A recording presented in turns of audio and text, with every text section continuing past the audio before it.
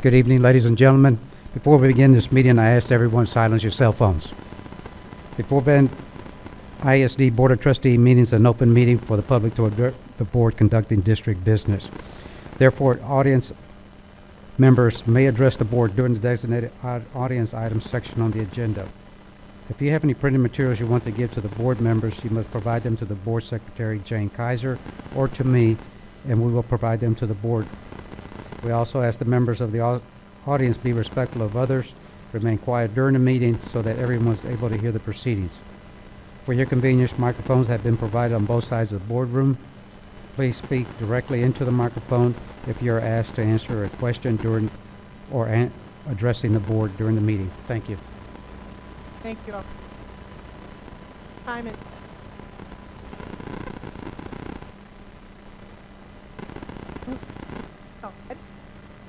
thank you.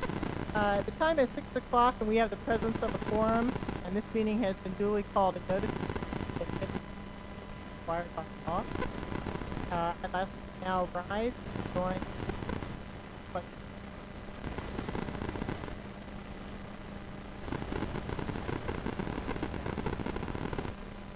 My name is Charles. And my name is Ruby Marquez. And we are 4th grade students at Briargate Elementary School. Our principal is Dr. Hilda Arnold. Will you please stand for the Pledge of Allegiance to the United States flag? And remain standing for the salute to the Texas flag. I pledge allegiance to the flag of the United States of America and to the republic for which it stands, one nation, under God, indivisible, with liberty and justice for all.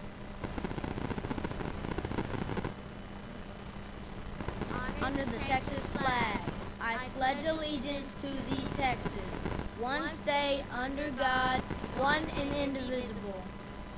You may be seated. Actually, if you could remain standing for silence.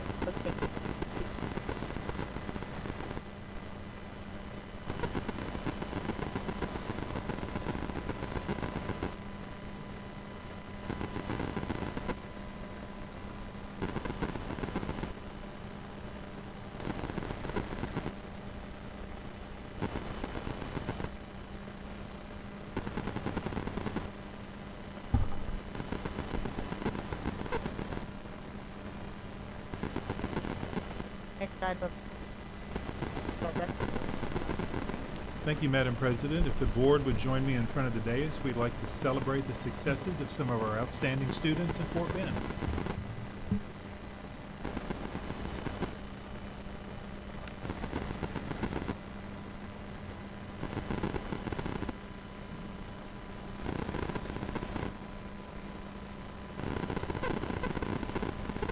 Thank you, Dr. Dupree. We are proud to recognize the Briargate Elementary 4th grade students whom you've already met, who led the Pledges of Allegiance tonight. Ruby Marquez and Charles Irvin were chosen because they are leaders in the classroom, demonstrate good citizenship, and are role models for their peers. Please help us recognize and congratulate Ruby Marquez and Charles Irvin.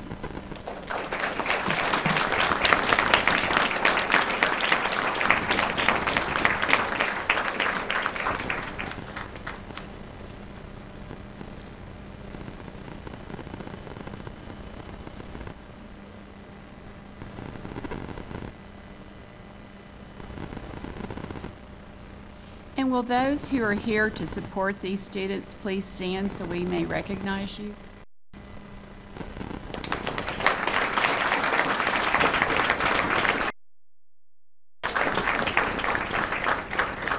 Thank you very much.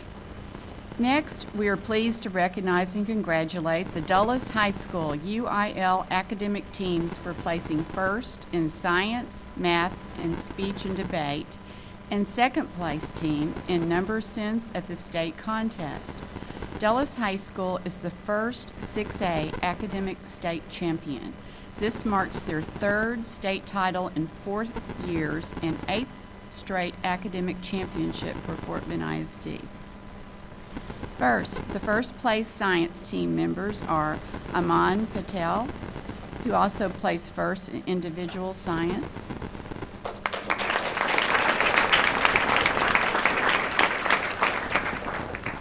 and Vishnu Iyer.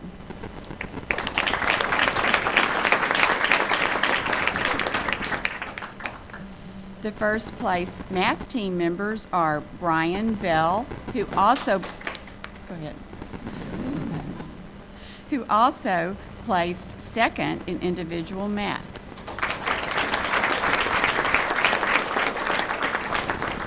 And Benjamin Liu.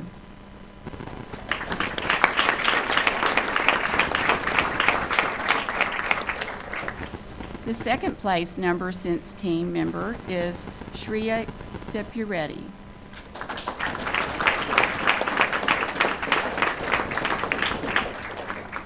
And the first place winner in speech and LD debate is Ashish Wadwani.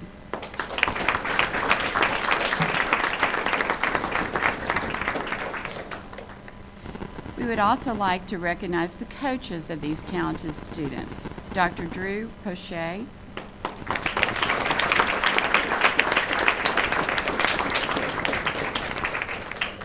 Sarah Cleveland,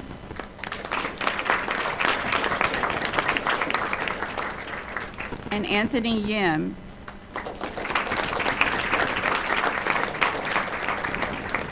Anthony is now assistant principal at Bush High School.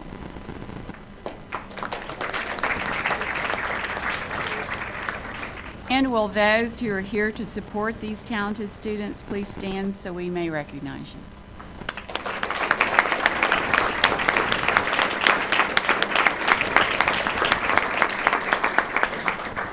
Thank you, Dr. Dupree. I turn the meeting back to you.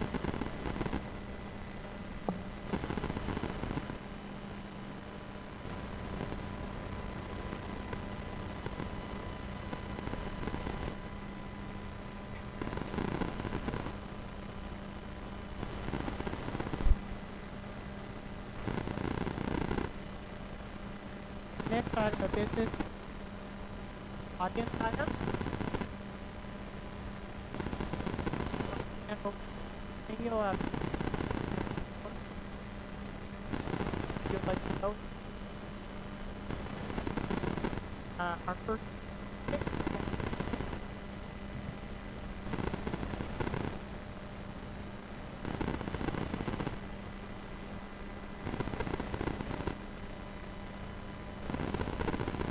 Good evening. My name is Sultan Mukhi, and I am a homeowner in Colony Meadows neighborhood adjacent to the Colony Meadows Elementary School.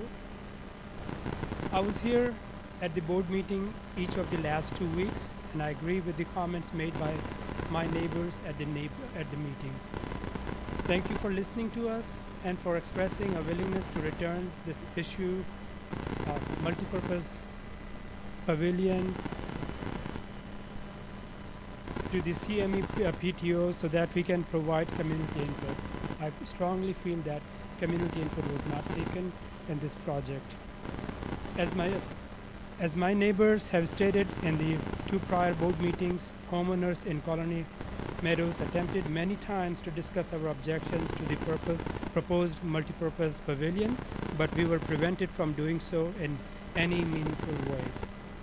It is important to us that CME PTO understands why we object to the multipurpose pavilion, particularly in the view of how the PTO is openly promoting it as a park-like amenity.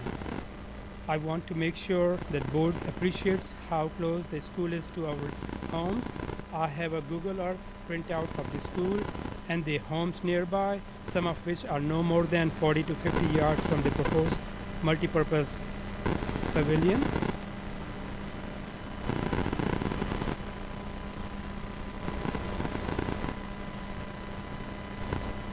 In fact, some houses will be located closer to the pavilion than the principal's office. Unlike other elementary school in Fort Bend, which are surrounded by large field and relatively large buffer of 100 to 200 yards, our neighborhood has no such buffer at all within the school. The closeness made sending our children to the school a joy and a pleasure, and many of us were able to walk our children to school when they were young. My daughter went to elementary school and I live right next in the neighborhood. but it also comes with a number of burdens. I live less than quarter of a mile from the school, and we can hear the announcement and the bell from the school during the day. For the resident who live 30 seconds.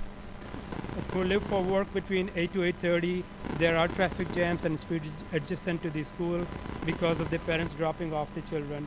We live with this because we understand the function of the school. On the weekend, high schools and college young age men frequently play basketball on the court at the school.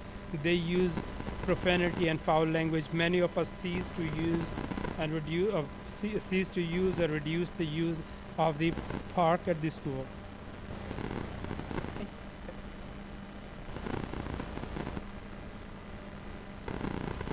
Next speaker is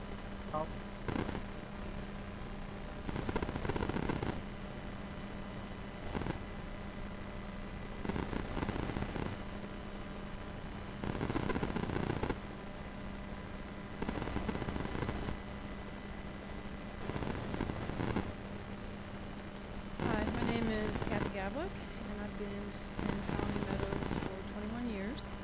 And both of my boys attended Colony Meadows. It's a wonderful school. And Colony Meadows is divided into two sections, and I live in the section that's farthest away from the school. But I am still opposed to the multi-purpose pavilion.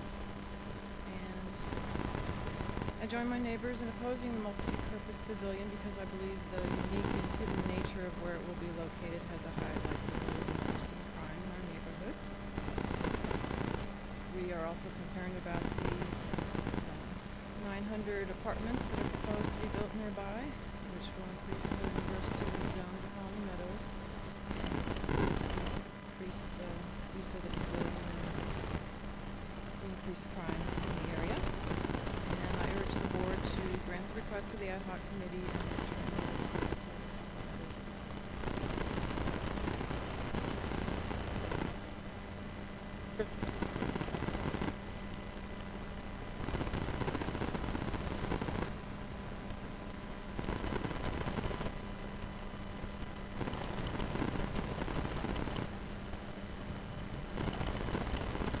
Hello, my name is Lily Kareem, and I am a Colony Meadows Elementary School parent volunteer who led the research, design, and construction of the pavilion project.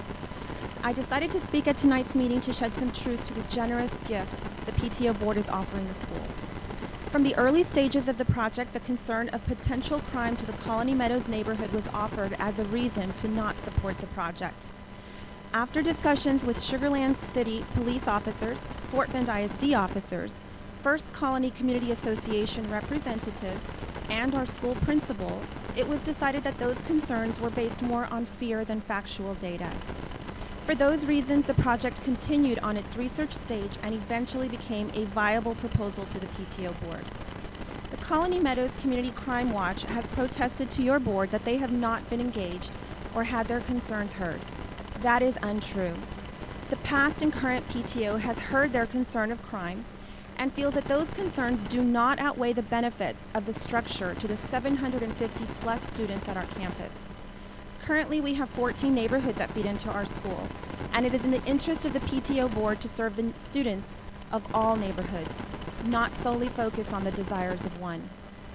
When I listened to the Board of Trustees speak about the project last week, it became clear to me that our campus and this gift was being held to a different standard than any project of its kind. There are currently 23 elementary schools with canopy structures.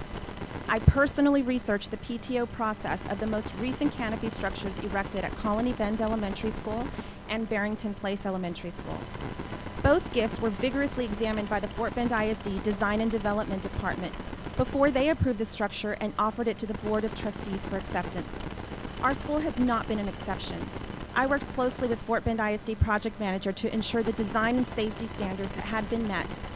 That involved purchasing design plans that cost several thousands of dollars.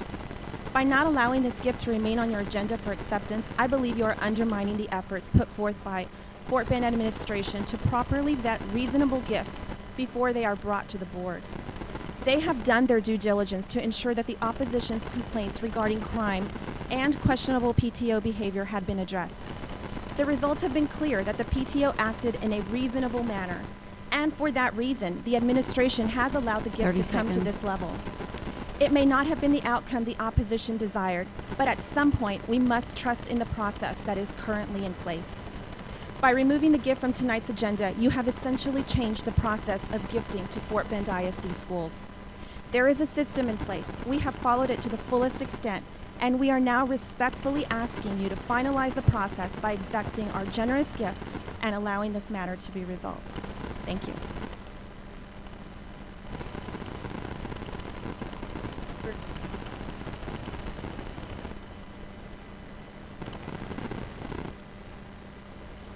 Hi, I'm Heather Rudolph, and I'm the current Colony Meadows PTO president.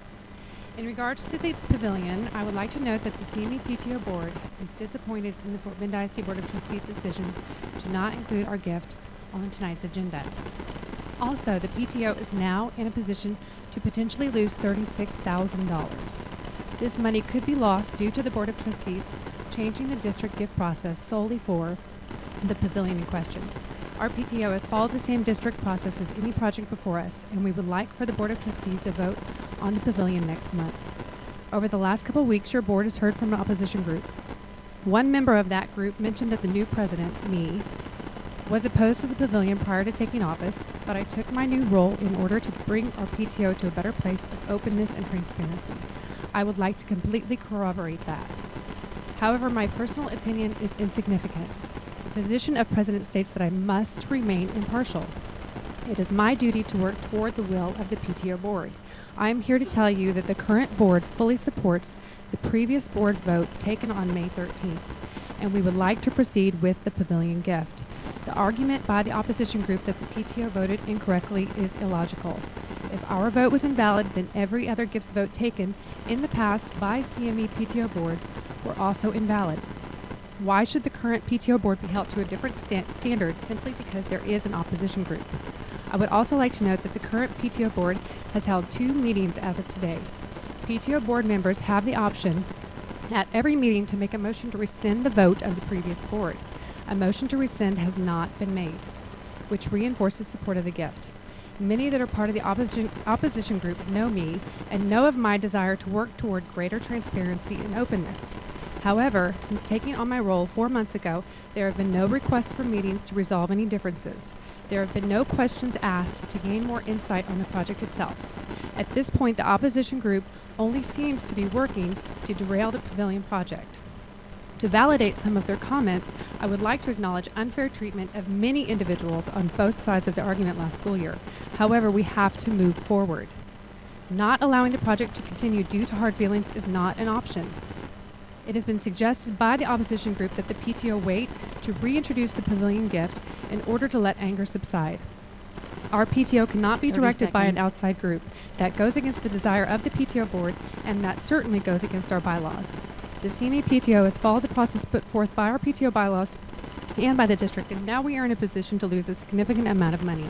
We request the Fort Bend ISD Board of Trustees put our gift on your agenda next month and take a vote. Thank you. Speakers can.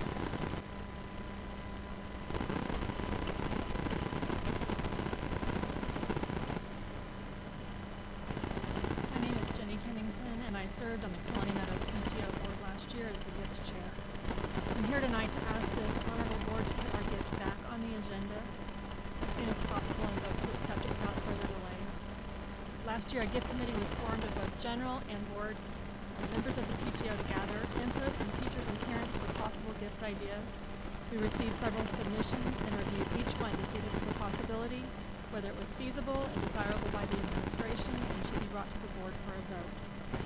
Prior to serving in this role, I closely followed the bylaws to make sure the committee was set up and running correctly. I discussed with previous gift chairs to see how they had done it, and reviewed an entire box of documents of past gifts by past PTO boards to see what guidelines had been used. I was especially looking to see if larger gifts had been previously handled to a different standard than any gift. Were parents asked to vote on the idea of the gift before giving it? The answer was no. I brought up, was there a threshold that a gift had to meet before it had special approval? The answer was no. The checks and balances of our system is that the gift committee is only responsible for putting together a proposal, not approving any of the actual giving. In fact, when the vote takes place, the gift committee abstains from voting. So no matter what plan we come up with, if the majority of the board does not agree, the gift would not be approved. The effort and actions of our committee were honest and transparent. Some of those who opposed the hardtop cover project made their concerns known during this lengthy process. We have had discussions with neighborhood representatives individually and at our meetings, heard their complaints, and dealt with the repeated hurdles of finding funding. Through this process, the committee's actions were open and transparent. We gathered information from both sides and explored alternate gift ideas. We announced our intended proposal early so that questions and concerns could be answered and addressed prior to the meeting. After all the discussion and given all the available information, we made a sound proposal to fund the hardtop cover. We are simply asking this board to take into consideration the efforts of those on the committee who acted with integrity and for the best interest of our students, following all the given procedures. There is nothing I would do differently again as the gifts committee if given the chance to do it. Sending the discussion back to committee will do nothing to further the process. Please accept our gift of a hardtop cover so that our students can enjoy what so many schools around us have, and we can get back to the business of supporting our schools and our students.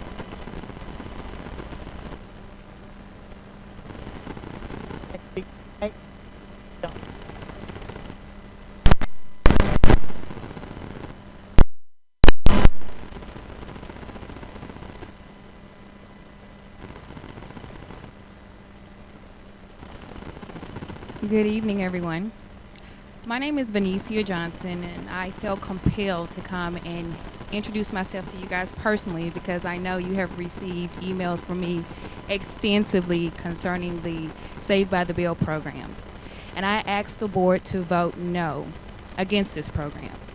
And I've come to share with you my abilities and my competencies in making that suggestion to the board.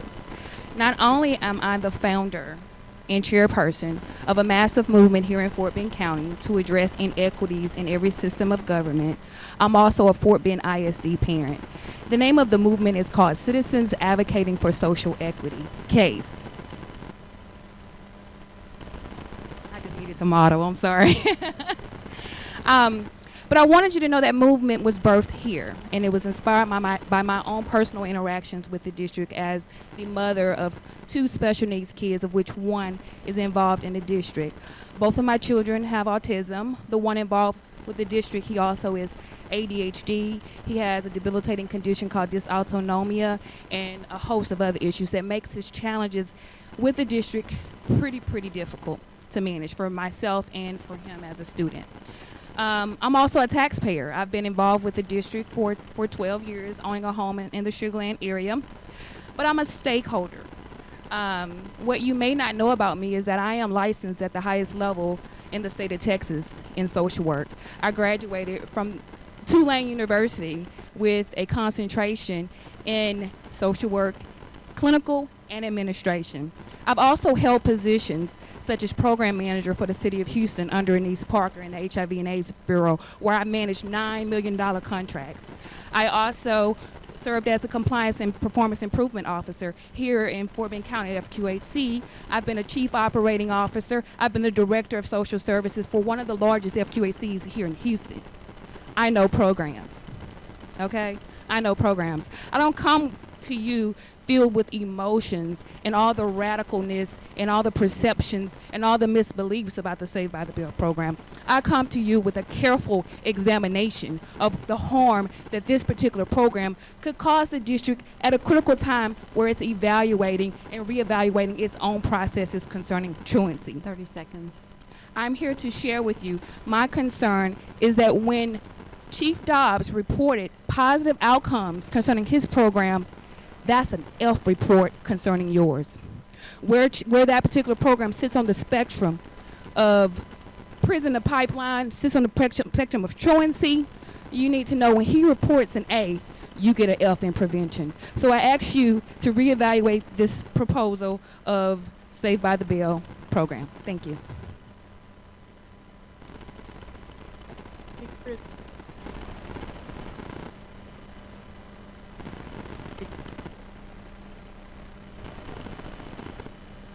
back to John Martin.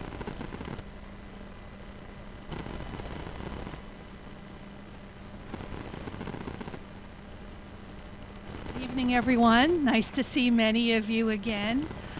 My name is Yvonne Larson, and I'm a Fort Bend County resident in Sienna Plantation. Last week's board meeting, Agenda Item 7B, a review of the proposed Memorandum of Understanding and interlocal agreement between Fort Bend ISD and Fort Bend County regarding the Saved by the Bell truancy program really gave some people I speak with a really good example of why this county often deserves its reputation for political shenanigans and deceptions. This board considered entering into an arrangement with Fort Bend County so the county would assign 6 juvenile caseworkers to Fort Bend ISD.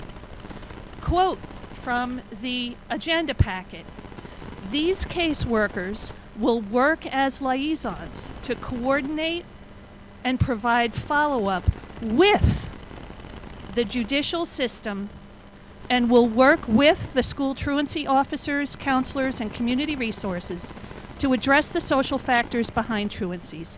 Fort Bend ISD agrees to fund the caseworkers for the court in the amount not to exceed $240,000. Every person I have spoken with since that meeting, including, I think, some people around the Horseshoe, thought the $240,000 would pay solely for 6 juvenile caseworkers. Even the Houston Chronicle wrote, and I quote, "Many school district trustees said at a meeting Monday they were concerned about entering into an arrangement with the county while its truancy court was still in place, even though the $240,000 that Fort Bend ISD would contribute to the interlocal agreement would not fund the court." Hopefully the nice officer passed out for you the little handout that I have in my hand. What did I find when I went to page 29 on the Fort Bend County proposed budget posted on their website? Right here, it says the money, $240,000, into the general fund for the purpose of funding the juvenile truancy court. Many of the people I spoke with felt that this was either a lack of clarity between the county and the school board, and some people also felt extremely deceived. 20 seconds.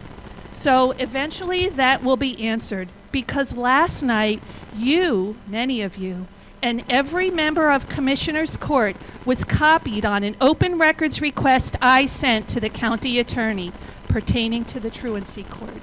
We will find out what transpired. Thank you. Concludes our occupied for the meeting. Next item is closed session. So the board will now meet closed session for the private company. All